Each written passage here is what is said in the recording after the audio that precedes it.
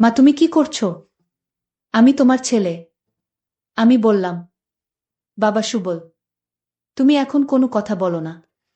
আমি তোমার সাথে যা করছি আমাকে তা করতে দাও। এই রাতের অন্ধকারে এখানে তুমি আর আমি ছাড়া আর কেউ নেই। বাবা সুবল, তোমার বাবা মারা গিয়েছে প্রায় 4-5 বছর হয়ে গেছে। আমি বহুদিনের ক্ষুধার্ত। আমার অনেক চাহিদা। বাবা, তুমি আমাকে একটু শান্তি দাও। আমি আর পারছি না বাবা। আমার সমস্ত ধৈর্যের বাঁধ ভেঙে যাচ্ছে। আমার ছেলে বলল, মা, এটা কিভাবে সম্ভব? তুমি আমার মা। তারপরেও আমি আমার ছেলেকে জোর করে আমার সাথে যা করাতে বাধ্য করেছিলাম তা শুনলে বন্ধুরা তোমাদের মাথা ঘুরে যাবে। বন্ধুরা, গল্পটি অনেক অনেক ইন্টারেস্টিং। গল্পটি শোনার জন্য তোমাদের সকলের প্রতি আমার বিশেষ অনুরোধ রইল। বন্ধুরা, তোমাদের নিকট আমার ছোট্ট একটি অনুরোধ। তোমরা দয়া করে আমার চ্যানেলটি সাবস্ক্রাইব করে আমাকে সাপোর্ট করবা। হ্যালো বন্ধুরা, আমি রুবিনা আক্তার রুবি। বর্তমানে আমার বয়স 35। আমি একটি হাসপাতালে নিম্ন একটি পোস্টে চাকরি করি। বেঁচে থাকার জন্য চাকরিটা আমার বর্তমানে খুবই জরুরি। আমার এক ছেলে এক মেয়ে। আমার মেয়ের বয়স 8 বছর। আমার ছেলের বয়স 14 বছর। আমার যখন 17 বছর বয়স তখনই আমার বিয়ে হয়। আমার বিয়ে হয়েছিল একটি ধনাঢ্য পরিবারে। খুব বংশীয় লোক ছিল তারা। বিয়ের পর আমার দিনগুলো খুব ভালোই কেটেছিল। কিন্তু আমার ভাগ্যের কি নির্মম পরিহাস! এক ছেলে এক মেয়ে রেখে আমার যখন বয়স 32 হবে তখন আমার স্বামী এই দুনিয়া থেকে বিদায় হয়ে যায়। স্বামীর বিযোগে আমার মনের অবস্থা একেবারেই বিষণ্ণ হয়ে গিয়েছিল। ভেঙে পড়েছিলাম আমি। স্তব্ধ হয়ে গিয়েছিল আমার চলার পথ। মানসিক অবস্থা আমার একেবারে বিপর্যস্ত হয়ে গিয়েছিল। স্ত্রী, সন্তান, ছেলে মেয়েকে ছেড়ে আমার স্বামী এভাবে চলে যাবে আমি কখনো কল্পনাও করতে পারি নাই।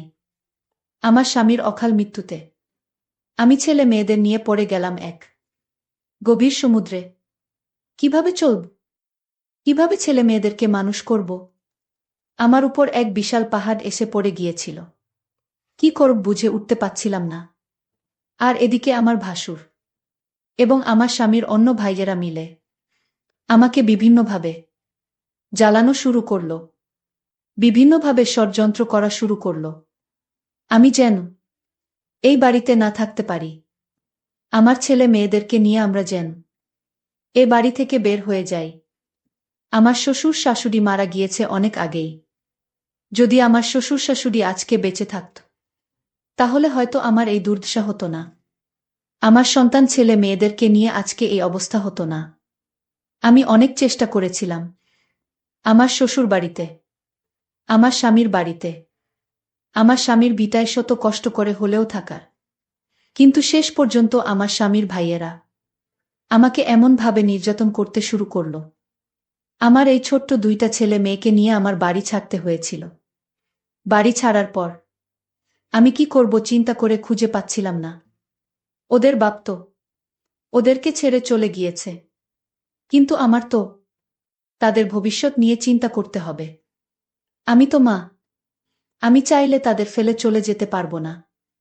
আমি আমার সন্তানদেরকে কোনোভাবেই সাগরে ভাসিয়ে যেতে পারবো না। আর এদিকে আমার শ্বশুর বাড়িতে আমার স্বামীর অন্যান্য ভাইদের অত্যাচারে এখানে থাকার কোনো ব্যবস্থাই ছিল না। অবশেষে বাধ্য হয়ে এই 2টা ছোট্ট ছোট্ট ছেলে মেয়েদেরকে নিয়ে আমি চলে গেলাম ঢাকায়। ঢাকায় গিয়ে চিন্তা করতে লাগলাম, এখন আমি কি করব? কি করে আমার ছেলে মেয়েদেরকে পড়ালেখা করাবো? ছেলে মেয়েদেরকে পড়ালেখা করালে তো অনেক টাকার প্রয়োজন। আমি যে করেই হোক আমার ছেলে মেয়েদেরকে পড়ালেখা করাতে হবে। প্রয়োজনে দাসী বান্দির কাজ করিয়ে হলেও তাদেরকে পড়ালেখা করাব। মানুষের মতো মানুষ করব। জীবনের সবচেয়ে বড় প্রতিজ্ঞা আমার ছিল এটাই। আমার স্বামী মৃত্যুর পর আমার শুরু হল জীবনের যুদ্ধ।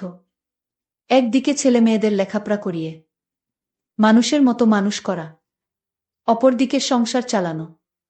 এই যুদ্ধ জীবনের সবচেয়ে বড় যুদ্ধ আমার।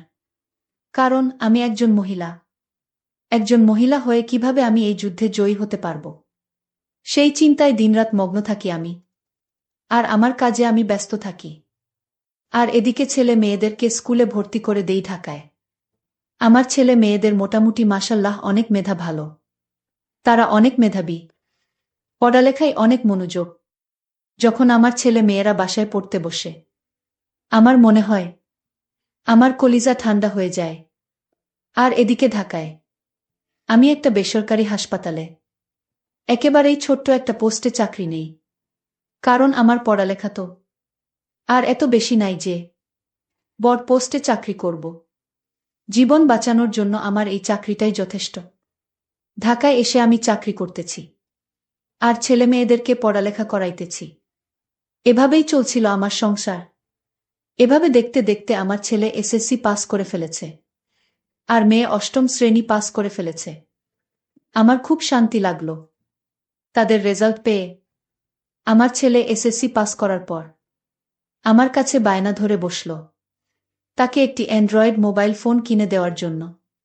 ছেলের পাশের খুশিতে আমিও আবেগের বশবর্তী হয়ে আমার ছেলেকে একটি অ্যান্ড্রয়েড মোবাইল কিনে দিলাম। কারণ আমি আমার ছেলের সুখটাকে পৃথিবীর সবচেয়ে সুখ মনে করতাম। কারণ সে যে আমার বেঁচে থাকার একমাত্র অবলম্বন। স্বামী মৃত্যুর পর যাকে আঁকড়ে ধরে বেঁচে আছিলাম, সেই তো আমার একমাত্র হীরা মানিক, আমার কলিজা, আমার ছেলে সুবল।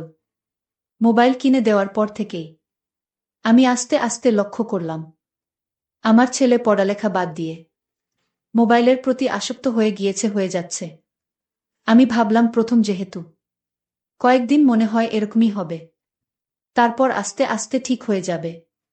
আমি আমার মেয়ে থাকতাম এক রুমে, আর আমার ছেলে থাকতো আরেক রুমে।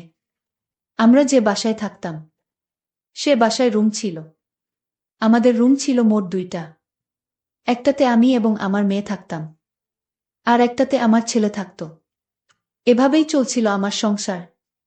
হঠাৎ একদিন মধ্যরাতে, অর্থাৎ গভীর রাতে, আমি আমার ছেলের রুম থেকে কী রকম যেন এক ধরনের অদ্ভুত আওয়াজ আমার কানে ভেসে আসলো। মনে হচ্ছিল কোনো কুমারী মেয়ের এক ভিন্ন রকম আওয়াজ, যে আওয়াজ শুনলে গায়ে শিহরণ জেগে ওঠে। ছেলের রুম থেকে এরকম ধরনের আওয়াজ শুনে আমার মাথা যেন বন বন করে ঘুরতে শুরু করল। আমি অবাক হয়ে ভাবতে শুরু করলাম, এখানে তো আমি, আমার মেয়ে এবং আমার ছেলে ছাড়া এখানে আর কেউ নেই। তাহলে আমার ছেলের রুম থেকে মেয়ে মানুষের কান্নার অদ্ভুত শব্দ আসে কেমন করে? আর এদিকে আমার মেয়েও তো আমার সাথে শোয়া। তাহলে আমার ছেলের রুম থেকে এই রকম একটা বিশ্রী শব্দ আসছে কেন? আমি মনে মনে ভাবলাম, তাহলে কি অন্য কোনো মেয়ে নিয়ে খারাপ কাজ করছে? ভাবতেই আমার গায়ের কাঁটা দাঁড়িয়ে যাচ্ছে। তারপরেও আমি ভাবলাম, না, সেখানে কি হয়েছে? আমাকে জানতে হবে। আমাকে দেখতে হবে। আমার সন্তানের ভবিষ্যৎ আমার কাছে। অবশ্যই আমাকে সেটা জানতে। আমি আমার ছেলের রুমের দরজায় গিয়ে ডাক দেই। ডাক দিতেই আমার ছেলে উঠে আসে। তারপর আমি কৌশলে আমার ছেলের রুমের ভিতরে গিয়ে প্রবেশ করি।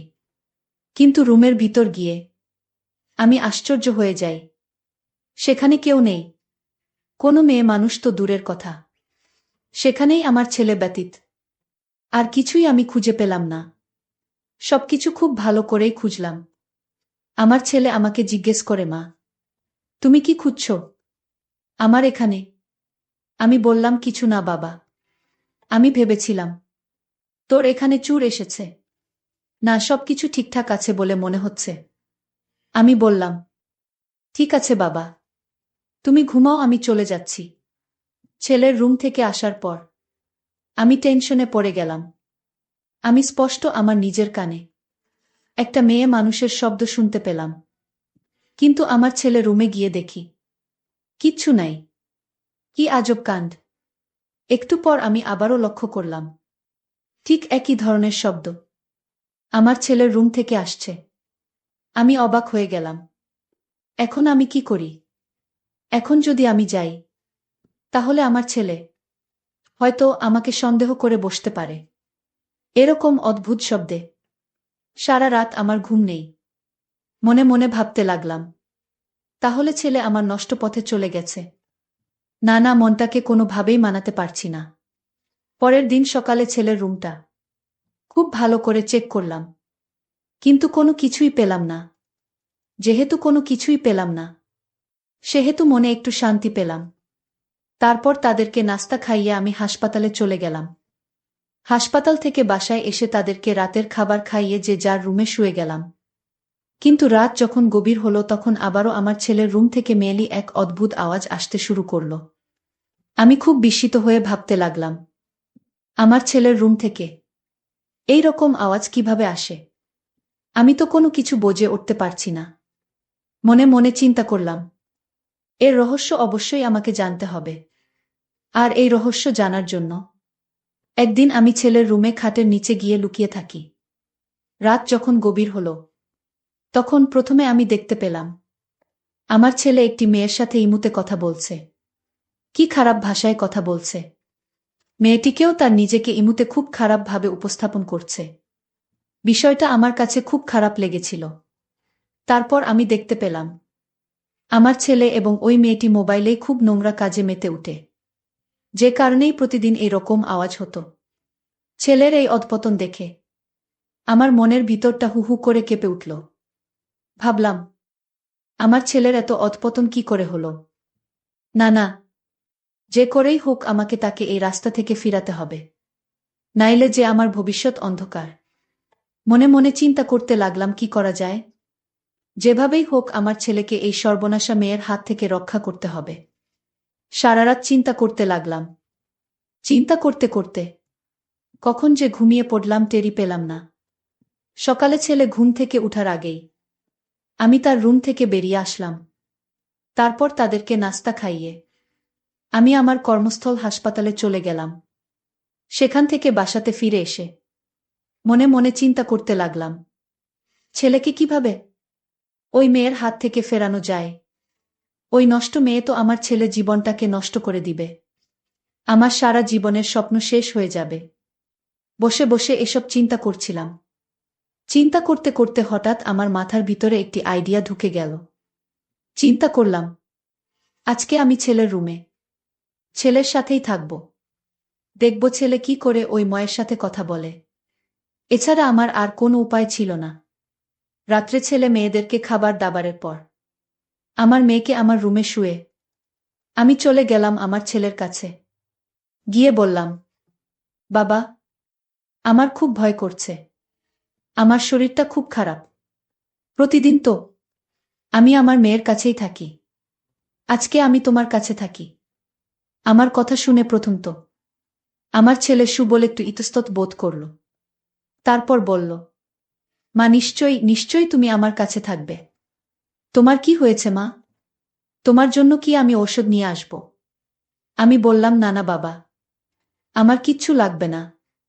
হয়তো আজকে তোমার এখানে থাকলে একটু ঘুমাতে পারলে ঠিক হয়ে যাবে। আমি বললাম, আচ্ছা ঠিক আছে মা, তুমি ঘুমাও, আমি তোমার মাথায় মেসেজ করে দিচ্ছি। আমি বললাম, আচ্ছা ঠিক আছে। আমি যখন আমার ছেলের পাশে শুইলাম, আমার মনের মধ্যে অন্যরকম একটা অনুভূতি লক্ষ্য করলাম। যে অনুভূতিটা হয়েছিল আজ থেকে প্রায় 15 থেকে 16 বছর আগে। সেই ফিলিংস আমার মধ্যে কাজ করল। গায়ে আস্তে আস্তে শিহরণ জাগতে শুরু করল। আর তাছাড়াও আমি ভাবলাম যে আমার ছেলে যেহেতু অন্য মেয়ের প্রতি আসক্ত হয়ে গেছে, তাকে আমার নিজেকে দিয়ে হলেও ওই রাস্তা থেকে সরাতে হবে। দেখি একটু চেষ্টা করে আমার ছেলেকে নিয়ে ওই রাস্তা থেকে ফেরাতে পারি। আমার মনের মধ্যে তখন অন্য কিছু বসবাস করছে, মানে শয়তানি কোনো মনোভাব আমার মনের মধ্যে বসবাস করছে। আর তাছাড়াও 4 থেকে 5 বছর পর কোনো একজন পুরুষ মানুষের নিকটস্থ হয়ে মনটা যেন মোমের মতো গলে যাচ্ছে।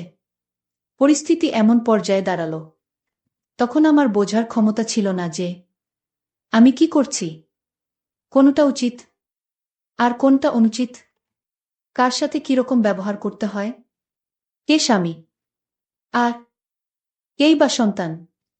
জীবনের বিনিময় হলেও আমি আমার সন্তানকে খারাপ রাস্তা থেকে ফেরাতে হবে। মাথার মধ্যে একটাই চিন্তা, আমার ছেলের সাথে যদি আমি এরকম কিছু করতে পারি, তাহলে হয়তো তার ওই মেয়ের প্রতি আকর্ষণ একেবারে চলে যাবে, আর খারাপ কাজে যাবে না। এই চিন্তা ভাবনা করে আমি এই নশ্বর কিছু ভাবার চিন্তা করলাম। রাত যখন গভীর হল, আজকে আর আমার ছেলে রুম থেকে এইরকম শব্দ শুনতে পাইনি, কারণ আমি তার পাশেই শুয়ে আছি। কিন্তু আমার মন তো মানছে না। আমার মন চাচ্ছে আমার ছেলের সাথে আমি ভিন্ন কিছু করার প্রত্যয় নিয়ে। আমার ছেলে যখন ঘুমিয়ে গেল, আমি তার কাছে একটু ঘনিষ্ঠ হওয়ার চেষ্টা করছিলাম। সে তো এখন ঘুমিয়ে বিভোর। আস্তে আস্তে আমি তাকে একটু শিহরিত করার চেষ্টা করছিলাম। ঘুমন্ত অবস্থায় তারটা একবারে ফুলে ফেপে আগুন হয়ে আছে। এরকম অবস্থা দেখে আমার মধ্যে আরো বেশি উন্মাদনা কাজ করছে, আবেগের তাড়নায়। যখন আমি তার সাথে এলোমেলো করার চেষ্টা করি, তখন তার ঘুম ভেঙে যায়। ঘুম থেকে উঠে সে বলল, মা, তুমি কি করছো? আমি তোমার ছেলে। আমি বললাম, বাবা সুবল, তুমি এখন কোনো কথা বলো না। আমি তোমার সাথে যা করছি, তাই আমাকে তা করতে দাও। এই রাতের অন্ধকারে এখানে তুমি আর আমি ছাড়া আর কেউ নেই। বাবা সুবল, তোমার বাবা মারা গিয়েছে প্রায় 4-5 বছর হয়ে গেছে। আমি বহুদিনের ক্ষুধার্ত। আমার অনেক চাহিদা। বাবা, তুমি আমাকে একটু শান্তি দাও। আমি আর পারছি না বাবা। আমার সমস্ত ধৈর্যের বাঁধ ভেঙে যাচ্ছে। আমার ছেলে বলল, মা, এটা কিভাবে সম্ভব? তুমি আমার মা। তারপরেও আমি আমার ছেলেকে জোর করে আমার সাথে উন্মাদ করাতে গিয়েছিলাম।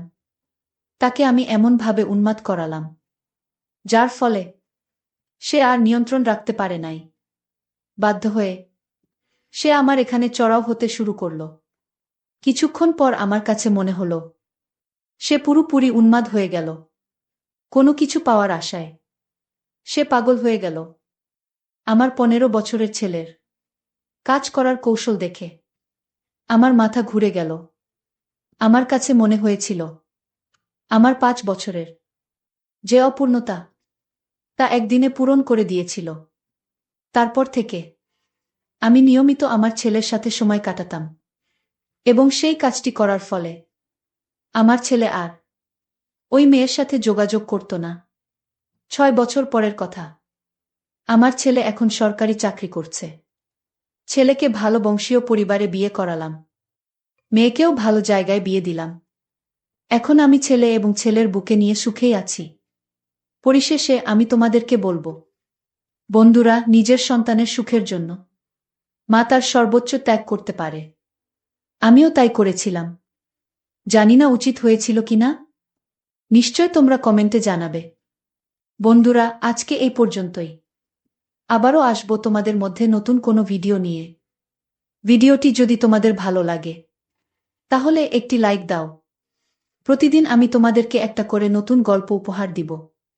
তাই তোমাদেরকে অনুরোধ করে বলছি, তোমরা যদি এই রকম ধরনের ইন্টারেস্টিং গল্প পেতে চাও, তাহলে দয়া করে আমার চ্যানেলটি সাবস্ক্রাইব করো। পরিশেষে তোমাদের সকলের সুস্বাস্থ্য কামনা করি।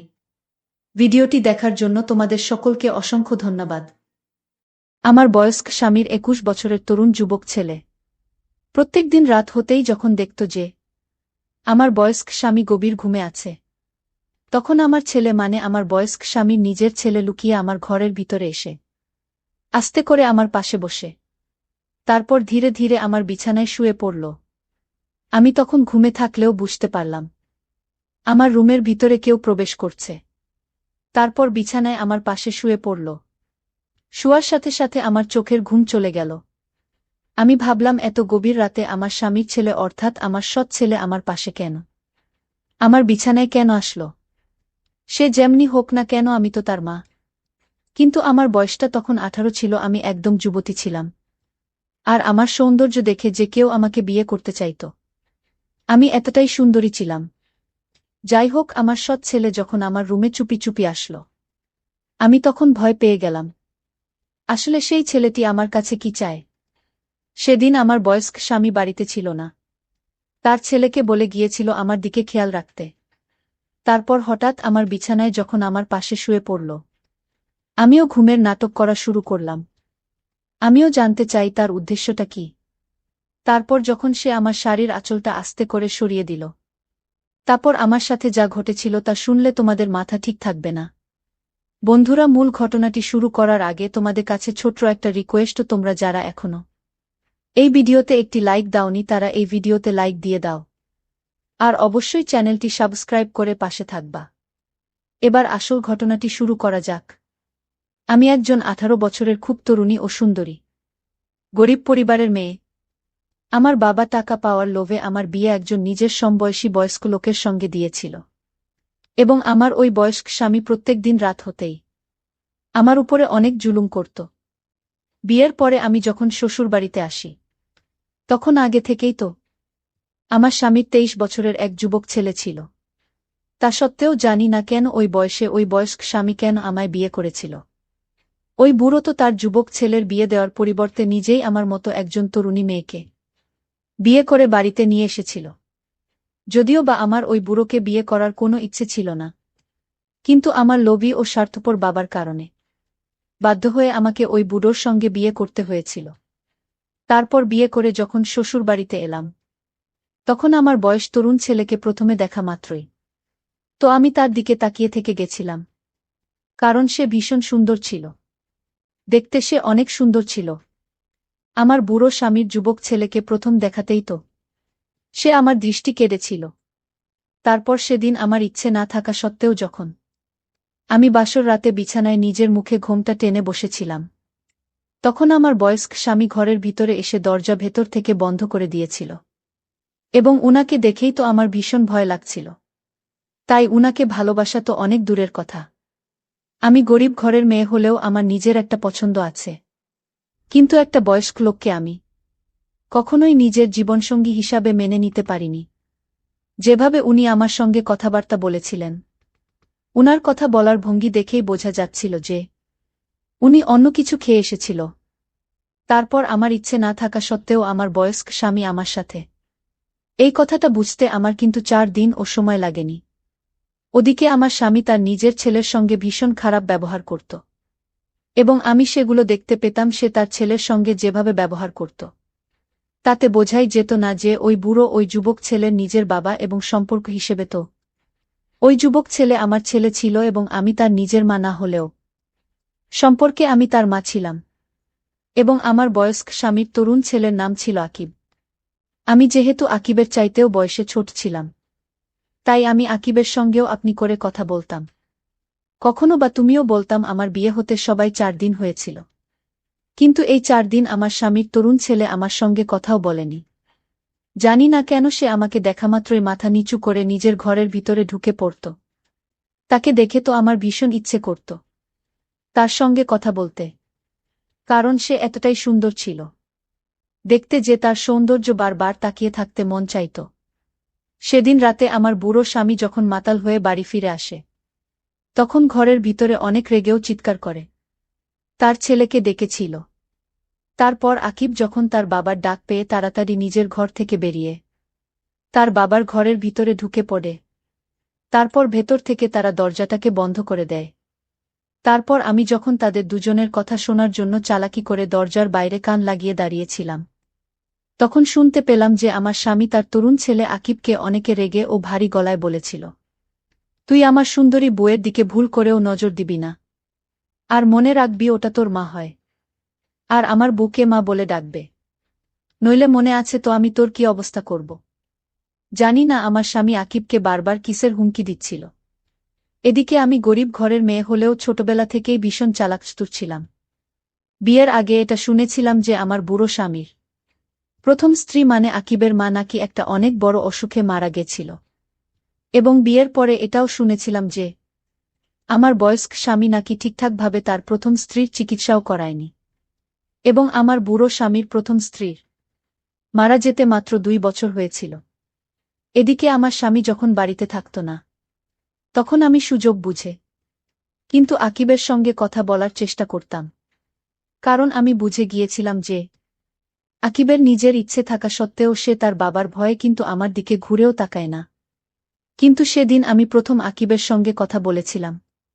এবং সে ভয়ে ভয়ে আমাকে বলেছিল, আপনি যদি আমার সঙ্গে কথা বলেন আর বাবা যদি সেটা জানতে পারে, তাহলে আমাকে কিন্তু এই বাড়ি থেকে ধাক্কা মেরে বের করে দেবে। তাই দয়া করে আপনি আমার সঙ্গে কথা বলবেন না। স্বামীর অনুপস্থিতিতে যখনই আমি আমার ছেলের সঙ্গে মানে আকিবের সঙ্গে কথা বলতে যেতাম, তখন সে আমাকে দেখে তার বাবার ভয়ে নিজের ঘরের ভিতরে ঢুকে পড়ত। এইভাবে প্রায় আমার শ্বশুরবাড়িতে 1 মাস কেটে যায়। 1 মাস পরে আমার বয়স্ক স্বামী আমার উপরে কিন্তু অনেক অত্যাচার করতে শুরু করে। সে কথায় কথায় কিন্তু আকিবের সামনেই আমাকে মারধর করত। কিন্তু আকিব কিছু বলত না, এবং আমিও ভয়ে কিছু বলতে পারতাম না। এদিকে ধীরে ধীরে স্বামীর অনুপস্থিতিতে আমিও আকিব একে অপরের সঙ্গে কথা বলতাম। ধীরে ধীরে আকিব মনের ভেতর থেকে কিছুটা হলেও তার বাবার ভয় কেটেছিল সম্পর্কে। কিন্তু বয়সে তো তার চাইতে ছোট ছিলাম। তা সত্ত্বেও আকিব কিন্তু আমার সঙ্গে আপনি করে কথা বলত, এবং আমি কিন্তু ধীরে ধীরে আকিবের সঙ্গে তুমি করেই কথা বলতাম। সেদিন দুপুরবেলা যখন আমি আকিবের ঘরের ভিতরে ঢুকে তার সঙ্গে গল্প করছিলাম, ঠিক ওই সময় হঠাৎ করে আমার স্বামী ঘরের ভিতর ঢুকে দেখে যে আমি ও আকিব একসঙ্গে বসে গল্প করছি। তখন আমার স্বামী আকিবের সামনেই আমাকে অনেক অপমান করেছিল। শুধু তাই নয়, আকিবের সামনে কিন্তু আমাকে মেরেছিল। ও আমাকে হুমকি দিয়ে বলেছিল, তোর লজ্জা করে না? তুই আমার যুবক ছেলের মা, আর তুমি কিনা আমার ছেলের সঙ্গে বসে গল্প করছ। এরপরে যদি আমি এরকম কখনো দেখি, তাহলে তোকে ও ঘাড় ধাক্কা দিয়ে এই বাড়ি থেকে বের করে দেব। তারপর আমার বয়স্ক স্বামী আমাকে মারধর করার পরে আমাকেও আকিবকে হুমকি দিয়ে নিজেই বাড়ি থেকে বেরিয়ে চলে যায়। এবং বাড়ি থেকে যাওয়ার আগে আকিবকে বলেছিল যে বেশি বাড়াবাড়ি করলে কিন্তু তোকেও বাড়ি থেকে ঘাড় ধাক্কা দিয়ে বের করে দেব। ওই সময় আকিব তার বাবাকে এটা বোঝানোর চেষ্টা করেছিল যে তার বাবা শুধুই শুধুই আমার সঙ্গে আকিবকে সন্দেহ করছে। আমার স্বামী তখন আকিবকে আঙুল দেখিয়ে হুমকি দিয়ে বলেছিল, আমার সামনে বেশি কথা বলার একদম দরকার নেই। তাই আমি তোদের দুজনকে যেটা বলছি সেটাই করবি, নইলে আমার থেকে খারাপ আর কেউ হবে না। তারপর আমার স্বামী অনেক রাগ করে বাড়ি থেকে বেরিয়ে চলে গেছিল।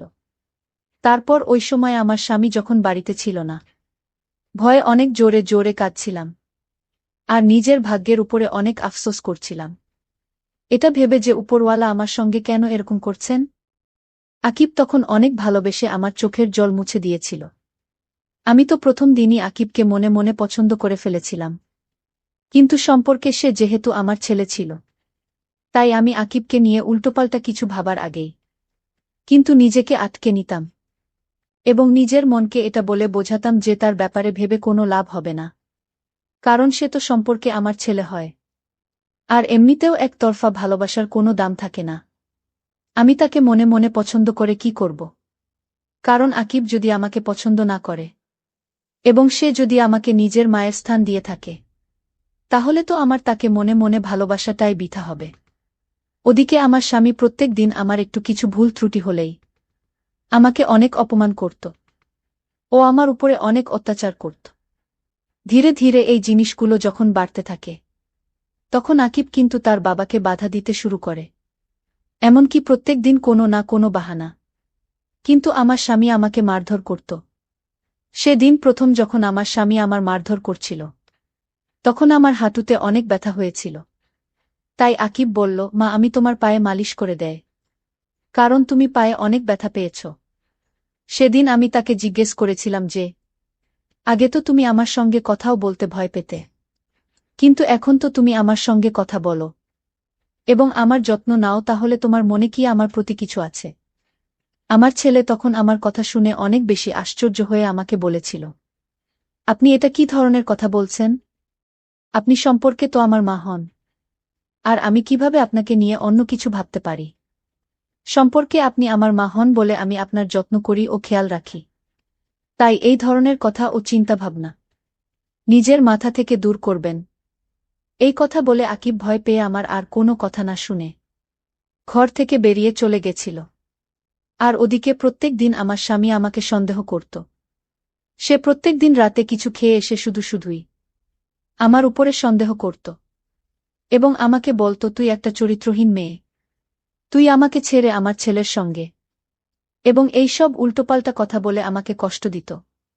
স্বামীর এসব কথা সহ্য করতে না পেরে আমি যখন ভয় পেয়ে জোরে জোরে কান্নাকাটি শুরু করতাম, তখন মাঝে মধ্যেই আকিব আমাদের ঘরের দরজায় ঠকঠক করত এবং সে তার বাবাকে বাধা দিত। আমাকে সেদিন মারতে দেখে, সেদিন রাত্রিবেলা আমার স্বামী যখন আমাকে অত্যাচার করছিল, তখন আকিব এসেছিল আমাকে তার বাবার অত্যাচারের হাত থেকে রক্ষা করতে। কিন্তু সেদিন আমার স্বামী আকিবকে দেখা মাত্রই অনেক জোরে জোরে হেসে ঠাট্টা করে বলেছিল, আমি সব কিছুই বুঝতে পারি যে তোরা দুজনে কি করিস। আমার কাছে এখন সব পরিষ্কার হয়ে গেছে। যদিও বা আমিও আকিব খুব ভালোভাবেই জানতাম যে আমরা দুজনে সব ছিলাম, তা সত্ত্বেও আমার স্বামী আমাদের দুজনকে খারাপ চোখে দেখত। এদিকে যত দিন যায় ততই আমার স্বামী আমাকে ও আকিবকে সন্দেহ করতে শুরু করে, এবং আমার স্বামী যতই আমাদের দুজনকে সন্দেহ করে, ততই আমিও আকিব একে অপরের ঘনিষ্ঠ হতে থাকি। এমনকি যখন আমার স্বামী আমার উপরে অনেক মারধর করত, তারপর সুযোগ পেলেই আকিব কিন্তু আমার কাছে ঘরে আসত ও সান্ত্বনা দিত। তার এই ব্যবহার দেখে আমি তাকে মনে মনে ভালোবাসতে শুরু করেছিলাম। কিন্তু আমি তো এটা জানতাম না যে তার মনের মধ্যে আমার প্রতি কী ছিল। কারণ সে তো আমাকে প্রথমেই বলেছিল যে সে নাকি আমাকে মায়ের মতো মনে করে, আমার যত্ন করে। আমি সেদিন আকিবকে জিজ্ঞেস করেছিলাম যে সে তার বাবার এত অত্যাচার কেন সহ্য করে। সে তো একজন শিক্ষিত যুবক ছেলে ছিল, এবং সে চাইলেই তো এই বাড়ি ছেড়ে অন্য কোথাও গিয়ে নিজের কাজকর্ম করে নিজের পেট চালিয়ে নিতে পারবে। তাহলে সে কেন এখানে পড়ে থাকে, এই রকম অত্যাচারী লোকের সঙ্গে আছে। আকিব তখন আমাকে বলেছিল সে নাকি নিজের মাকে হারানোর পরে এখন সে তার বাবাকে আর হারাতে চায় না। কারণ যতই হোক না কেন ওই শয়তান লোকটা তো তার বাবা ছিল, ওই মাতাল লোকটা তার বাবা ছিল, এবং তার বাবা ছাড়া এই পৃথিবীতে আকিবের আর কেউ নেই। এই কারণেই আকিব সবকিছু সহ্য করেও তার বাবার সঙ্গে থাকত। এমনকি তার বাবা তো তাকে হাতখরচের জন্য 1 টাকাও দিত না। সে নিজের খরচ কিন্তু নিজেই বের করত। তা সত্ত্বেও সে তার অত্যাচারী বাবাকে ছেড়ে কোথাও যায়নি। একদিন আমার ও আকিবের আসলে সেদিন আমার পা অনেক ব্যথা করছিল, আর তাই ব্যথা কমানোর জন্য আকিব মালিশ করে দিচ্ছিল। ওই সময় আমার স্বামী আমাদের দুজনকে একসঙ্গে দেখে নিয়েছিল। তারপর আমার বয়স্ক স্বামী যখন নিজের চোখে দেখেছিল, তখন শুধুই আমাদের উপরে সন্দেহ করে আমাদের দুজনকেই ঘাড়ধাক্কা দিয়ে বাড়ি থেকে বের করে দিয়েছিল। এবং আমার স্বামী তো আমার কোনো কথা শুনতে চায়নি। উনি আমাকে এমন একটা কথা বলেছিলেন যেটা শুনে তো আমার মাথা পুরো ঘুরে উঠেছিল।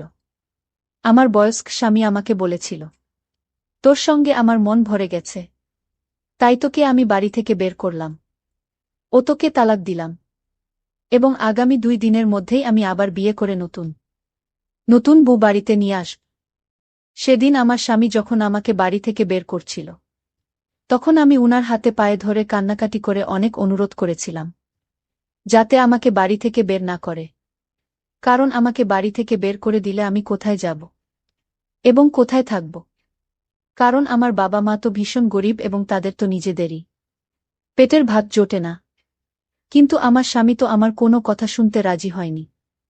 সেদিন যখন আমাদের অনেক অনুরোধ করার পরেও আমার বয়স্ক পর আমাকেও আকিবকে বাড়িতে ঢুকতে দেয়নি, তখন আকিব যা করেছিল সেটা দেখে তো আমি অনেক বেশি আশ্চর্য হয়েছিলাম। আকিব তখন তার বাবার সামনেই তার বাবাকে বলেছিল, তোমার অত্যাচার এতদিন অনেক সহ্য করেছি, কিন্তু আর নয়, তুমি এই মেয়েটাকে বিয়ে করে আবার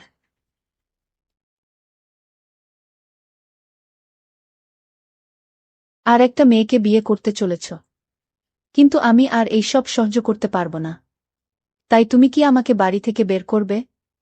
আমি নিজে থেকেই এই বাড়ি থেকে বেরিয়ে যাচ্ছি, আর আজ থেকে মনে করব যে আমি অনাথ।